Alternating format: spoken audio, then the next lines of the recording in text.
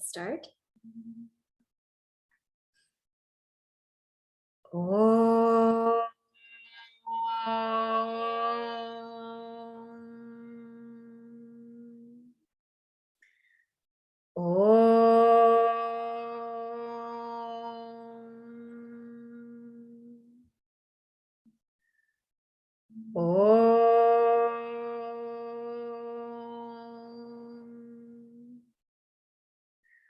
Om Sahana Vavatu Sahanau Bhunaktu Saha Viryam Karavavahai Tejasvinavadhitamastu ma vidvishavahai. Om Shanti Shanti Shanti. Samasta Jana Kalyane Niratam Karunamayam Namami Chinmayam Devam Satgurum Brahma Vidvaram.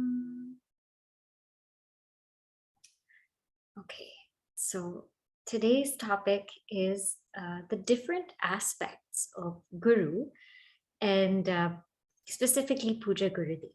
So today I'll speak about 6 aspects of Puja Gurudev as per my reflection and what I've understood about his life, sharing the glory of his life and also some anecdotes in and through. And then we will follow by chanting some names of Puja Gurudev. So as Jatinji and Lakshmiji said, that Guru is really the one who removes our ignorance, and that Guru gives us this knowledge of truth, which sets us free. And in the beginning, we don't recognize who Guru is. It becomes very difficult. The mind is not pure enough. So even if the greatest person was to come in front of our faces, we wouldn't even know. And oftentimes, that's what happens in our journey with our Guru.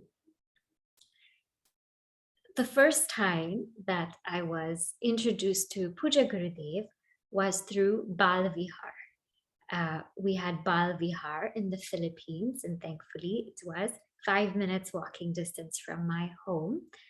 And so when I saw Puja Gurudev's picture, it was only Nam and Rupa, Nama Rupa, only name and form. And I knew Gurudev in this way. I knew his name was Swami Chinmayananda, and I knew that his form was an ochre robe and he was a Swami. And therefore I bowed to him in reverence, not knowing who he really was, but just having a sense of his name and his form. But then as I grew now, the second way that I knew him is through Vachana, through his words. I started listening to his talks. Many different Swamis came. Also, Puja Guruji came to Manila, Swami Swarupanandaji came to Manila. And through them, I heard about Gurudev. And as I grew up, I started listening to Gurudev's talks, specifically on Bhaja Govinda and the Bhagavad Gita chapter 3. And that's where his voice had captured me, his Vachana. And then as I grew a little bit more, I started reading his works. And there, Lekhana, his writing, captured my heart, just in the way that he used words, in the way he gave examples. And after that, thankfully, I was part of the Yuvavir program, and I spent time with people who were directly under Puja Gurudev, who directly lived with Gurudev. And there I learned about his life, his jivana, how he lived. And then when I went to Sandipani, I learned about his vision, his darshana, the things that he left behind for all of us to hold on to. And now, more than ever, I am learning his kripa, or his grace. So this has been my journey with Puja Gurudev, and so I would like to highlight each aspect. and go through it. So first, his name and his form. You know, his name, Chinmaya, Chitmaya, really means that abode of pure consciousness. And the form of a guru, sometimes we don't know what a guru is supposed to look like. Who can a guru be? But it's really interesting as to how he became Swami Chinmayananda. So I'd like to read an excerpt about this. Very, very interesting. This is later now when somebody asks him this question. You've stated that Bhakti Yoga, Karma Yoga, and Jnana Yoga are essential in purifying the BMI, the body, mind, and intellect. As a brain-heavy Westerner, I find it very difficult to surrender myself in devotion and prayer. When you mentioned that Vedanta is nothing without prayer and devotion, I became troubled, Swamiji. So now he talks about his journey. Swamiji says, Gurudev says, I can fully appreciate your situation as nobody else can, because I myself was a man of no faith. Even worse, I was a positive atheist. I did not reach the ashrama to live there or to renounce life.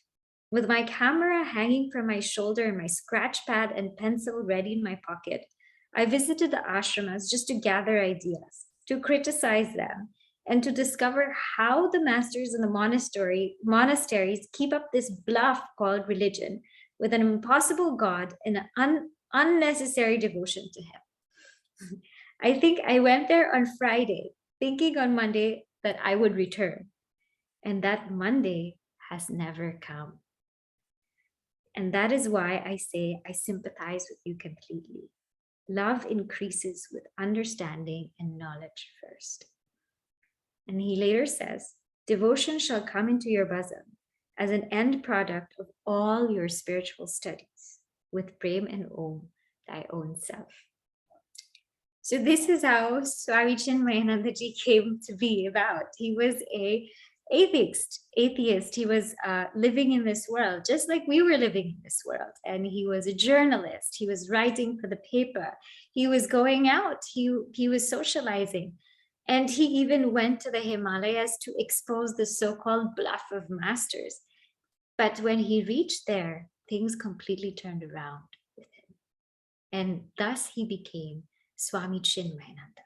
He became this name, Swami Chinmayananda, and this form, Swami Chinmayananda. And what did he do when he became the Swami Chinmayananda? He didn't stop there. He was in Swami Tapovan Maharaj's kutia. He was studying there. And he went by Mother Ganga and he saw how she was flowing downward. And he felt so strongly that he had to share this message with everybody. At that time, many people believed that this Vedantic message is not to be taught to certain people. Means it should only stay with a certain group of people and only they should have access to that knowledge. And Gurudev was totally against this. He said, let it be available for all. Because Mother Shruti can protect herself. So if somebody is, shouldn't know what the Upanishads have to say, they won't get it because the Upanishads are so deep. But he said everyone should have access to this knowledge because this is a glory. This is the glory of our culture. Our culture is Bharatiya. Bharati iti Bharat. That which revels in light is Bharat.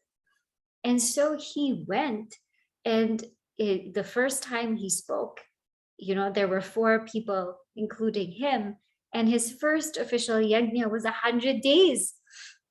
And so somebody asked him, 100 days? He said, yes, nobody called me. Nobody else called me. That's why 100 days. But after people started calling me, it became 20 days and 30 days and 7 days and, 6 days as he got more popular. So his jnana yajnas, he actually coined the term jnana yajna. Yajna means that sacrifice. Jnana means knowledge. What is this sacrifice? It is this sacrifice where ignorance is offered at the fire of knowledge. And in these jnana yajnas, he roared. There were some times where he had 50,000 people all in one audience. Now we can't even conceive of such a thing. But as I've been reading the writings that people have been saying, some yajnas had 10,000, so many people. And when he would finish his yajna, everyone would be silent. So just imagine 10,000 people just completely in silence, stillness. What was that and why was that? It's because he had a fire in his speech. Not only fire, but he had heart. He was saying things that he was actually doing in his life. That's the only way speech works. If we keep talking and talking but don't practice, our words are so empty. But when we actually practice, they have absolute strength. And so now I want to share with you at least one of his talks. This is in the Bhagavad Gita. So I'm going to share this with you so you can also feel his words. I'd like to take you to experience Puja Gurudev today. Okay. So this is from the Bhagavad Gita chapter 2. I thought I would take something that most of us would be familiar with.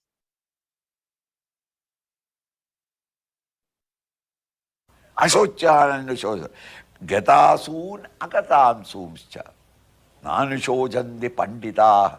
Those who know Pandit, really wise and intelligent people. They never weep over Gatasoon, people who have gone. They don't weep over them. Agadan Soomscha. There are only two types of people in the world. People who have already left. And what about us? Not yet gone. Not that we are permanent, we are here. No! We are going. They have gone. The gallons of water in the Ganges that have flowed down. And new gallons of water are coming. This is a flow. In this flow, which gallon of water is constantly going to be staying with you? It is a flow. Where are your great-grandfathers? Where are the grandfathers? Where are some of the fathers? All gone, gone. You can sit down here and worry about them and weep over them, no harm. But you are wasting your time. Why? While you are weeping for them, you are also going towards the same. Just as you pushed your grandfather and great-grandfather and the father out for your accommodation, your children and grandchildren are already pushing you. It is a stream. So look at the whole picture of the stream of life. There is nothing for you to weep over. They have gone, bye-bye. And we are going. And new people are coming. Hi, welcome, welcome, welcome for the new situation. And tell the children also, you also will one day go, never mind. There is nothing in coming and going, is the flow of life. But without looking at it in the larger scheme, you are looking at, I and my wife will be permanent. We will permanent. Nothing will happen to us. No, you can never build a fortress around you. This is a universal principle.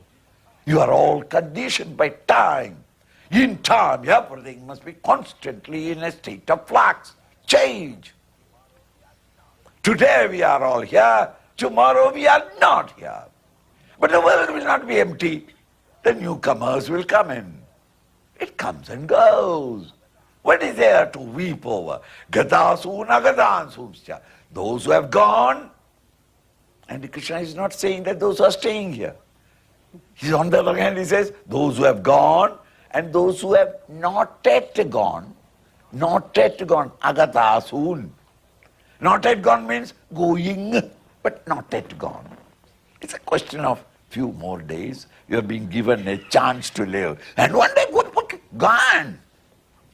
Give me a glass of water, honey. By the time honey comes, you are gone. This is all a bubble like. How long? It all depends. Some of them, as soon as the bubble comes burst, some bubbles, grow fat and eat up other bubbles and become big. And he was a wonderful, wonderful biography. What a great man. This bubble was just so small and now it has grown so much. Before you can finish the biography, gone. So what is it? Live vitally every moment that you are living, without being cowed down by the situations around. Be a master of situations and live.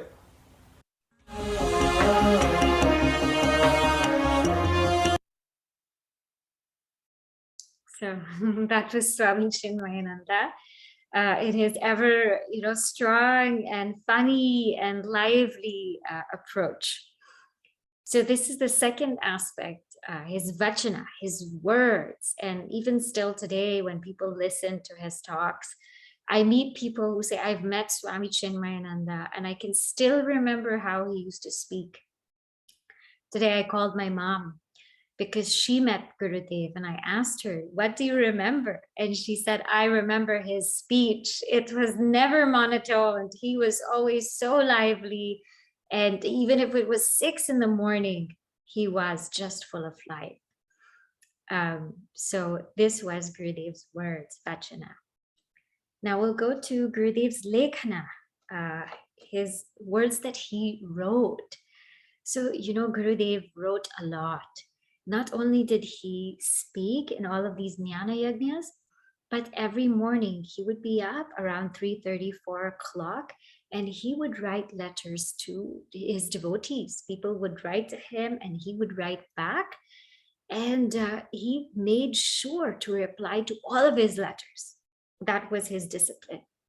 And he wanted it to be folded a certain way, kept a certain way, mailed a certain way.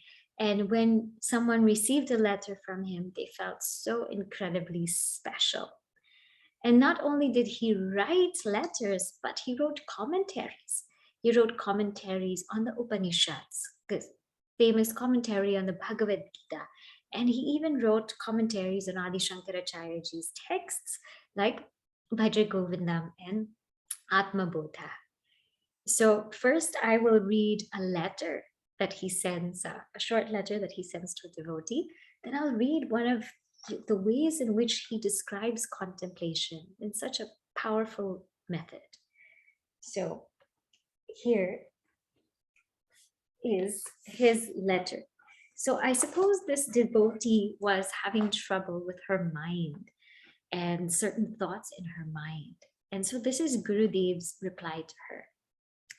This is in December. No, now I'm reading yes, this is India date. So December 3rd, 1986. Your unsaid complaint reminds me of an intelligent fish trying to bite its own tail so it may be safe from any chance of slipping and falling into endless depths of the ocean. The fool did not realize that it is existing in and it is ever supported by the Lord of the ocean. You are not expected to remain ever in that state. Now and then agitations must lash at you. Yet, if you have devotion to the Lord, who is ever at your beck and call, who supports you always, there is a golden streak of inner peace threading through all worries, anxieties, and agitations. So this is how he would reply, very, very personal to each one according to his or her level of growth. Now, how does he describe contemplation? So I found this really fascinating when I was reading it today. He says this is the mind in contemplation. A beautiful picture is described in the Vishnu Purana. In the white ocean of milk lies the blue Lord on the 1,000-hooded serpent Ananta. The serpent is twined upon itself to make a bed, and its many hoods are turned towards itself, protecting the Lord. This picture is a metaphor of a person in contemplation. The mind, which is normally a cesspool, has to be filled with milk. Milk is white, and white stands for sattva, purity. Milk or purity Milk cannot suffer combination with anything. Purity is symbolized by the ocean of milk. In that milky ocean is the quiet mind. But mind is a thought flow. How can it be made quiet? Mind is indeed a flow of thought, but here the mind is thinking upon itself. It is coiled on itself. Usually the hood of a serpent is turned outward for defense or for offense, but here it is turned upon its own body to protect the Lord. Make your mind an ananta shayana, a bed turned onto itself, not thinking about OET, objects, emotions, thoughts. The mind has thousands of mouths. Shall I go? Can I have this? I don't want that. It will talk of thousands of things at the same time. Turn all those mouths, desires and passion towards the Lord. I want him and him alone. And there you shall see the blue master, the infinite Lord of the universe. Anything infinite is seen as blue. The deep ocean, the immeasurable space, all blue. So this is how he explains contemplation with just that simple image of Bhagavan Vishnu. And such a beautiful insight to anyone who wants to meditate. All we have to do is make our mind sattvic, like it's so easy. Make our mind sattvic, turn inward like Ananta Shesha, and then we cognize or we recognize the self as we are. So these are his writings, and this is how he wrote. Now, the next aspect of his life is his jivana, how he lived. And so this is a very beautiful aspect that I did not uncover, while reading his books and listening to his talks, because these were deep insights to how he lived. And only when I lived with those who lived with him did I get a peep into how Gurudev lived his life. So here are certain anecdotes that I'll share with you.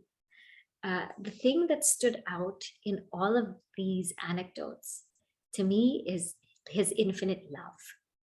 When somebody has gained this knowledge of truth, what happens? What happens is they become an embodiment of love. They are able to accept everyone and treat everyone as their own without any notion of difference. And this is clearly seen in his life. So first we'll talk about the love for his devotees.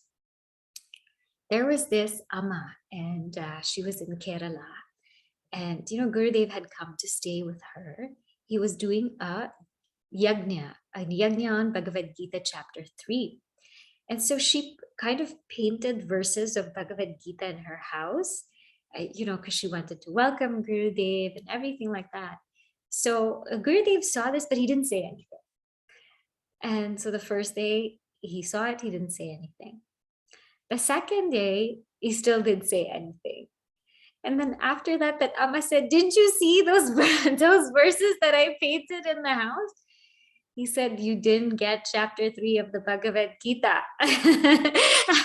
I kept quiet on purpose. Life is between you and God. You should never make a mention of what is done. Life is just between you and God. And this is how he, he taught everybody by his demeanor. One time, he got a cup of coffee. And, the coffee, of course, in India is in a steel cup, in a steel plate. And there was some drops had spilled. So he looks at the person giving him the coffee and he said, "Are you in a railroad station?" Now the coffee is like this. "This is from a railroad station." And she just looked at him and she got the message. Meaning he had that much love to say, okay, even this, do it well. Do it well. Even this little act, do it well. And he knew who to be strict with and he knew who to be absolutely loving with. One time after his open heart surgery, he was healing and so many people were asking him, "How are you doing? How are you doing?" And so one Amma said, "What happened?" So he said, well, they opened up my heart. And she said, oh. And he said, and you know what they found? They found you, Amma. They found you inside my heart. And she felt so incredibly special. She said, she was totally in awe of him. So he knew who to shower that love to. And he knew who to be very strict with. And this is what people saw with Gurudev. Another instance comes to my mind that I was reading. There was a young girl and it was her birthday in Siddhabari. So he celebrated her birthday, the whole works. He gave her a nice hug. It was just a big, big, huge celebration for this little girl. Now, the next day, it was one Swamini's birthday. And so somehow he got to know, someone told him it's the Swamini's birthday. So she came and she bowed down to him. And he said, you're unborn, and never forget that you are unborn. And that was his dialogue with her. And so this we see from his life. He dealt with people as he needed to. And once, he was asked, don't you get tired of all the people hovering around you? Because, he always had people, these great Mahatmas. What happens is we're like bees swarming around them all the time. I know when we go to see Puja Guruji, after his talk, we all rush to his room and we sit there, even if we're like flies on the wall, because we just want to be there. We have nothing to say. We have nothing to do. Totally, completely useless we are, but we just want to sit in his company. And so I'm so sure around Puja Gurudev, there would have been even so much more people swarming around him. And so they asked him, don't you get tired? And he said, do you ever get tired of your arm? Do you ever say, oh my gosh, I'm tired of my arm? No. He said, you are all my arms. How can I be tired of you? And this is what he said. And so truly people were with him. There were times he was watching a tennis match, people would be with him. He was eating, people would be with him. He was just sitting down, people would be with him. But he was just free, completely free. And as we see in his life, every breath was truly a teaching. So another episode that comes, which is love for the devotees, is that once he was on an airplane, on a flight, and they had ordered, he was with a few people, and obviously they had ordered vegetarian meal, but it came with like a garnishing of eggs on top, hard-boiled eggs, because sometimes they don't know, they think that egg or fish is vegetarian. And so those people who were traveling with him just looked at him. Is he going to eat it? Is he not going to eat it? What is he going to do? Because it's like, it's vegetarian. So he just took out the egg, put it to the side, and he ate the meal. And so later on, they were all kind of having a questioning phase. And he said, look, if I didn't eat my meal, we have 2 or 3 diabetics with us. If they don't eat, their blood sugar is going to, drop. And then everybody's also going to starve until the next point where we reach. So I ate it. And as long as our mind is pure, it's fine. I've put the egg aside. I didn't eat that, but I ate the meal, and that's okay.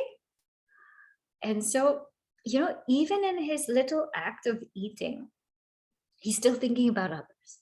He's still so conscious that, okay, if I do this, they might also follow. So I have to be careful what I do. And so that was something so astounding. Not many of us are conscious or aware that when we do things a certain way, people are watching us, whether it's our children or our friends or other people. But he was so aware. He was so incredibly aware. And he also had love for all people from all backgrounds. It wasn't limited to one particular religion or one particular race or culture. There were Christians who came to see him, Muslims who came to see him, different people. And one Christian nun came to see him. and she came for his discourses, and she said to him later that I want to convert. And he said, no, don't convert. You should not convert. You should stay in your religion, but start a Vedanta study group. Start a Vedanta study group, because she was a nun, and you study Vedanta. The same God is also there. That same God, that same divinity is in your heart. So in this way, there was so much love, so much love. And it not only for people of all ages, not only did he know when to be strict and when to show love, but even people of all ages. So when, one Amma was troubled by her daughter that she was going to Sunday school. They had moved to California and she was going to Sunday school. And she asked Gurudev, is there something for us that we can do? Because she's going to Sunday school, but is there something for us? And he said, yeah, start Bal Vihar. And so Bal Vihar started. And Gurudev actually sat with her to draft the curriculum, to draft how it should be, etc. He worked with her.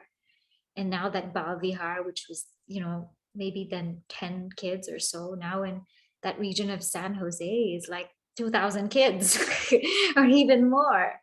So his, and all over the US, it's something like 17,000, 18,000 kids. So his love was immense, really, really immense. This was his jivana, his life. And then, as I grew to understand him, I also saw the next aspect, which is his darshana. Darshana means his vision. Now, this is so incredibly fascinating to me, because this is someone who, he did not want to start Chinmaya Mission. This was not his idea. People around him felt so inspired to continue this work. And so they said, we want to start something, and we want to name it Chinmaya Mission. And eventually he had to yield, and he says, let the Maya begin. And so this work continued, but he made sure of something so deep. One is that he never wanted people to depend upon him. His vision was that we should reach the beyond. And so he always says that I am the pointer, but I'm not the pointed. I'm just the pointer. And he says that if I exist, it's just in your imagination. I mean, which guru would say this, right? If I exist, it's in your imagination. He didn't want us to depend on him as a person. So he made sure to always give us scripture. So he was very particular that all the time he said, there, of course, there is Guru there, but he wanted to leave us with that scripture, because he wanted us to understand that we have to go beyond this body, this form. We have to go to the crux of the knowledge. And that is that the same divinity lies in all. So this is a guru who wants you to go beyond him, which is something I really adore and admire, because there's some people who want people to come to them, but he wants people to go beyond him. And this is such a powerful lesson in love. And even in his darshana, or in his vision, we see the inspiration of the founding of Sandipani, for example, Sandipani Sadhanalaya, which is this Gurukula for anybody who wants to study this knowledge. And it's open to everyone. There's no bar on gender, on religion, on creed, on anything like that. Just that there's a certain age bar now, and that people have to have a background, some degree of some sort, and proper health. But this is an institution that carries forth this message and actually teaches us in such an authentic way. And those who go to Sandipani, those of us who've gone, when you reach there, you don't have to worry about anything. I mean, we're only benefiting from Gurudev's work, Gurudev's tireless work. We didn't have to worry about anything. Not even clothes were given to us after certain months. Clothes, toiletries, notebook, books, everything was provided for us. The only thing that they said is study and contemplate. And this was the greatest gift, to just be able to study and contemplate and not do anything else.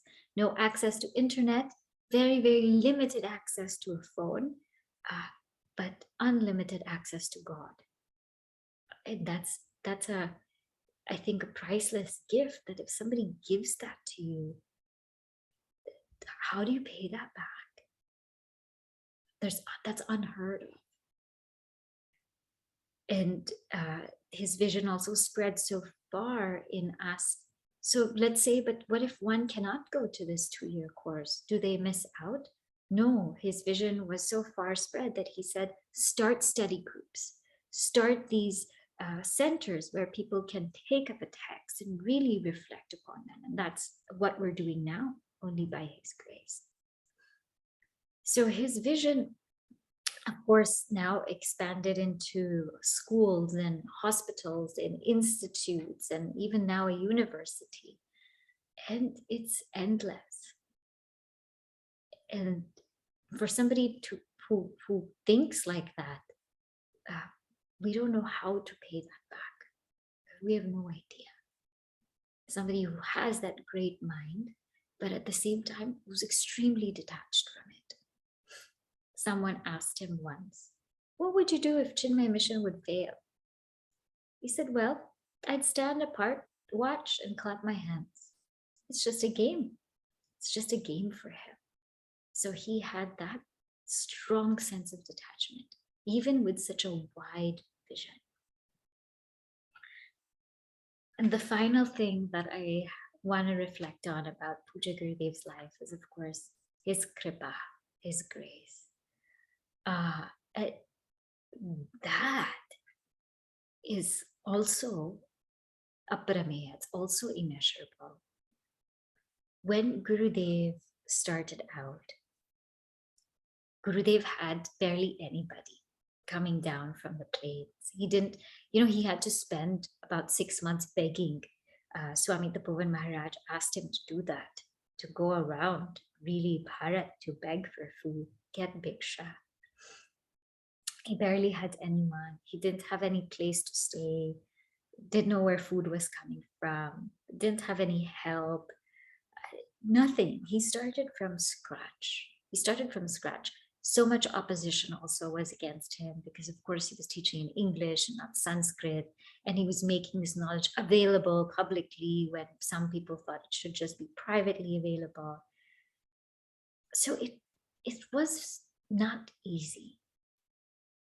And of course, subject to so many different kinds of climate and food and people. I mean, the way he traveled is, he kept moving from one place to another. And when you move from one place to another, you have to move to a different bed and move to a different kind of food and meet different people and just keep going.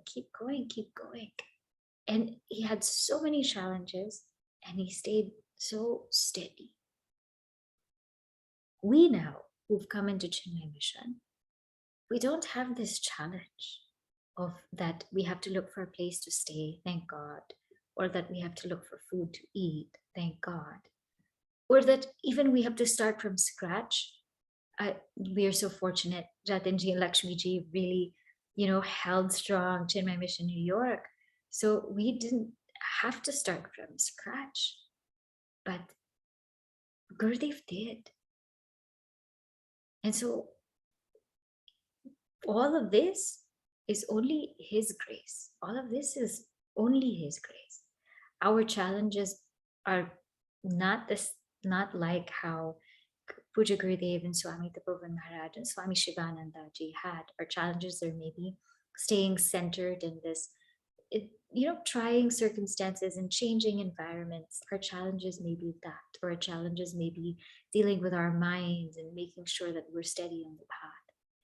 But even in and through whatever these seeming little challenges are, his unseen hand of grace is always there. It's always there. And he says, even if we fall, where have we fallen? From God's shoulder to God's lap. We're still living in God. We're never out of it. So once we've come under the umbrella of such a guru, then we are blessed with immense grace, immense grace. And so I started this journey reflecting on his not knowing who he is, on his nama and rupa, on his name and form, and then reflecting on his vachana, on his words, and then reflecting on his lekana, on his writings, and then reflecting on his jivana, on his life, and then reflecting on his darshana, on his vision, and now reflecting on his kripa or his grace. And even as I do that now, I have to tell you that I still don't know who he is because it's still immeasurable. I am yet to find out. I don't know if I ever will, but I will keep trying to know his depth. So I would like, us to just pause for a moment and just reflect on that depth. We'll have a bhajan by Casey today. There's a song, that Swami Chinmayananda ji, Puja Guruji had written, Gurudev Tava, Mahaniya Kripa. And I've been playing it before our talks. And it essentially says, Gurudev, your immense grace, your unending grace, everything is really possible with your grace. And so Casey has done an English rendition of it. So we can maybe just enjoy that for a moment.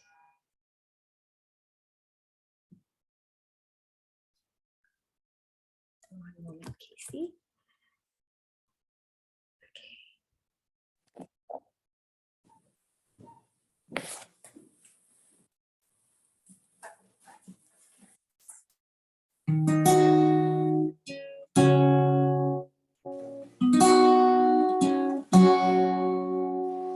Gurudeva Tava Mahaniya Kripa. Gurudev, your divine grace, it is the support of my life. It's the source of my strength in darkness and strife. And strife. Deva Tava Mahaniya Kripa. Deva Tava Mahaniya Kripa. The ignorance of who I am, yeah, could this really be me? The confusion and errors that fill my mind, your immortal words set me free. They set me free. Deva Tava Mahaniya Kripa. Deva Tava Mahaniya Kripa. And at every moment and every step, you have been there to protect me. May I never forget your unending grace. May I be at your feet for eternity. For eternity. Gurudeva Tava Mahaniya Kripa. Gurudeva Tava Mahaniya Kripa.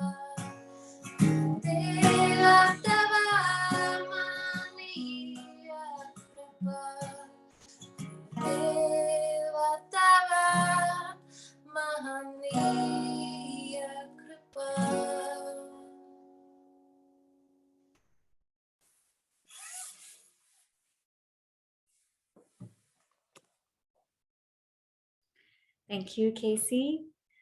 All right. Now we will do Puja Gurudev's 108 names.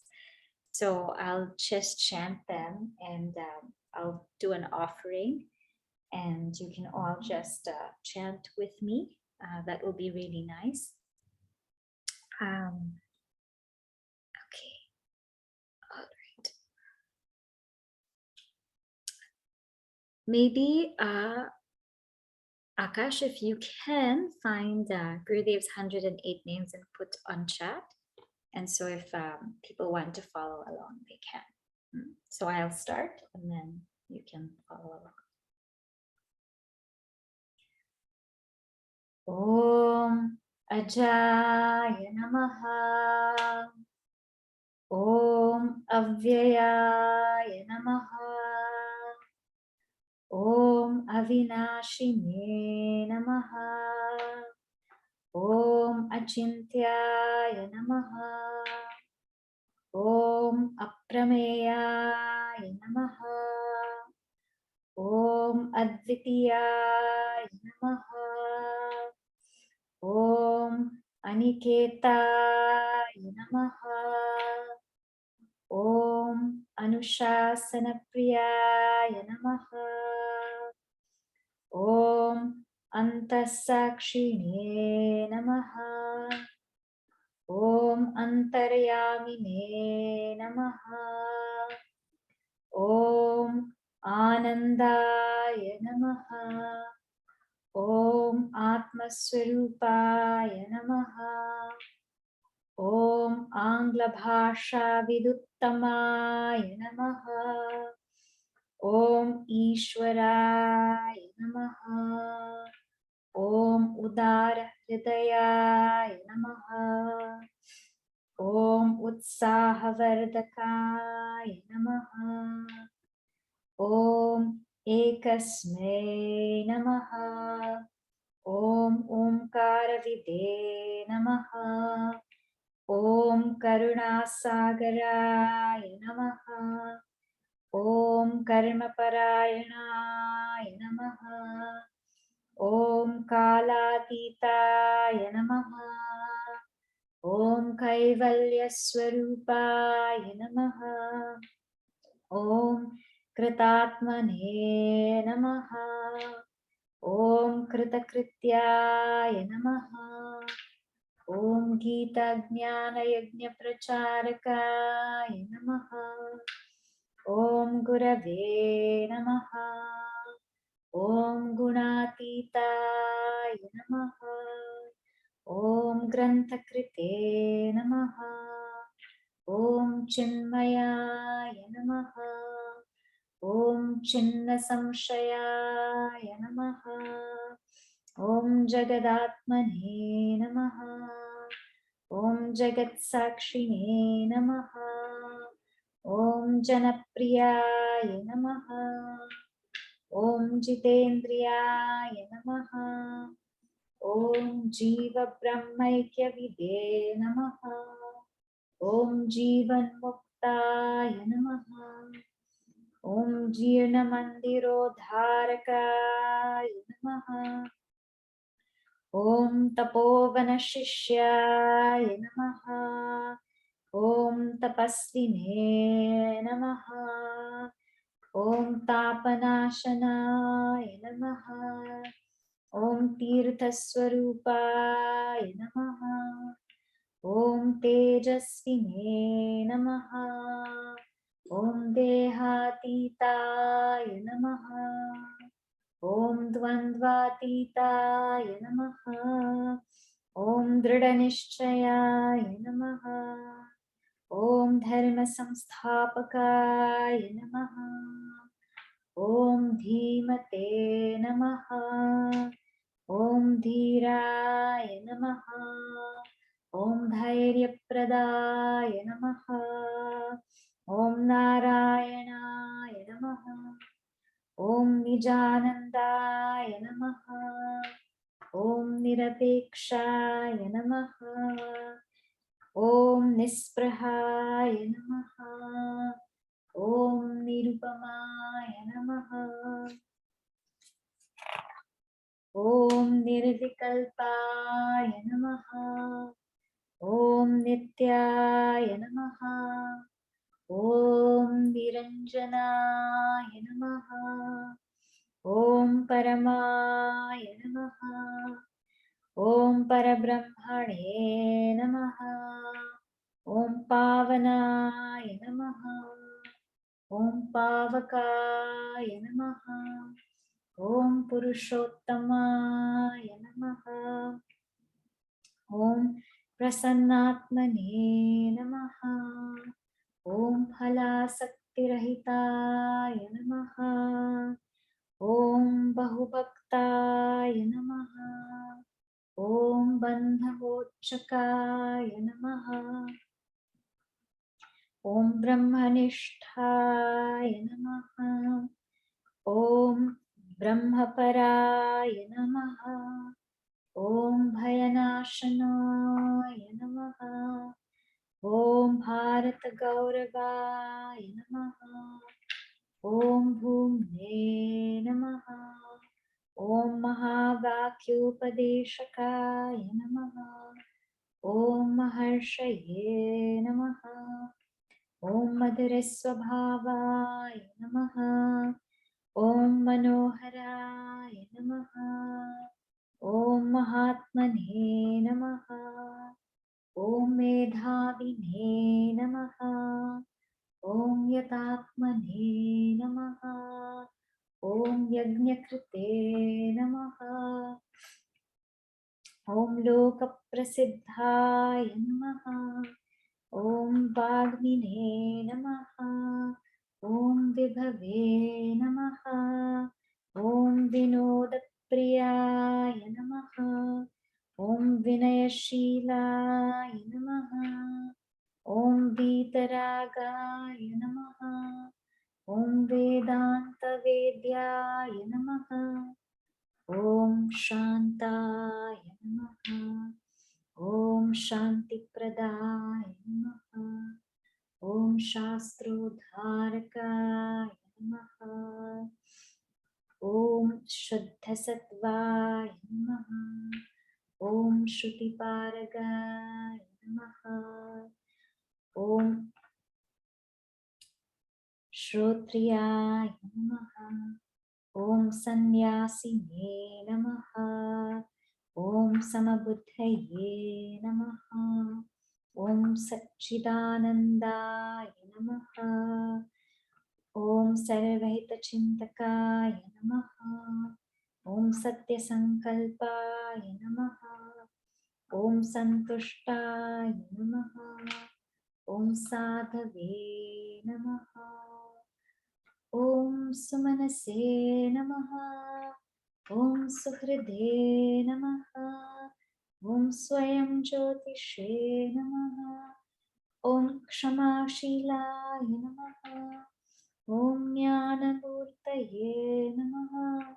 Om Jnana-yogine Namaha. Om Jnana-triptaya Namaha. Om Nitya-shuddha-buddha-mukta-swarupaya Namaha. Om Nitya-shuddha-buddha-mukta-swarupaya Namaha. Om Nitya-shuddha-buddha-mukta-swarupaya Namaha. Om Shri Chinmaya Sadgurave Namaha. We'll now do the Chinmaya Arati.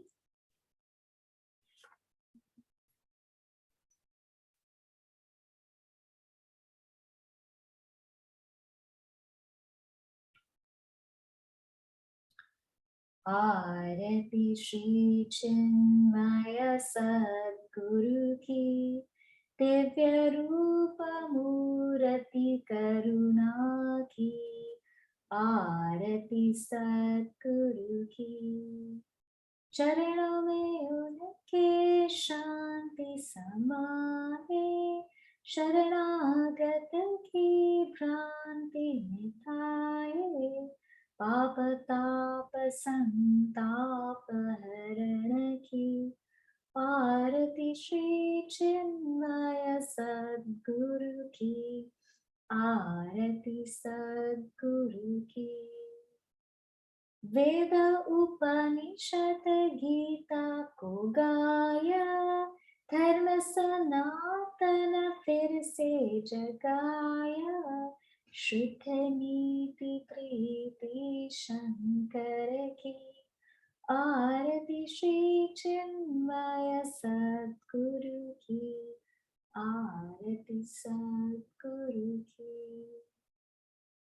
सिद्ध बाड़ी की तपो भूमि में नित्य विराजे गुरु हमारे, भक्त हृदय आनंद स्रोत की, आरती श्री चिन्मय सद्गुरु की, आरती सद्गुरु की, आरती सद्गुरु की. बोलिए श्री सद्गुरुनाथ महाराज की जय. Everyone can take aarti.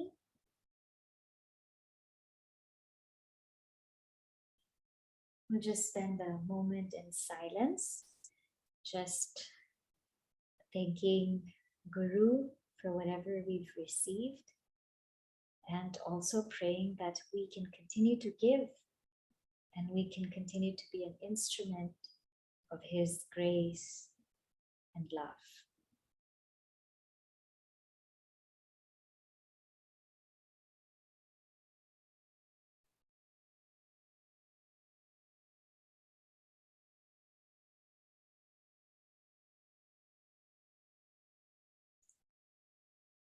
Om Purnamada Purnamidam Purnat Purnamudachyate Purnasya Purnamadaya Purnameva Vashishyate. Om Shanti Shanti Shanti. Hari Om Shri Gurubhyo Namaha. Hari Om. Hari Om, everyone. Thank you for joining us on this series, and we hope to see you in our classes. Thank you. Hari Om.